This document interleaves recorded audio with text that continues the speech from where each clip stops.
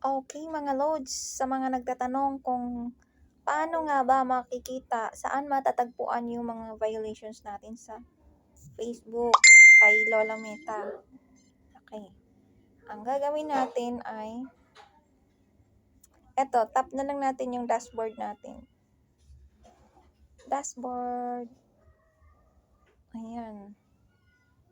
Tapos, dito sa baba, scroll down.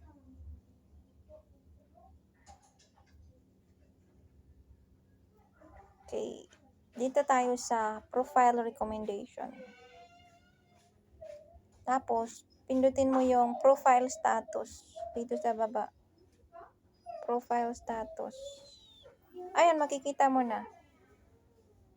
Nakalagay dyan sa taas, when we take actions on your profile or your content for going against our standards, you'll see them here. Dito sa taas makikita.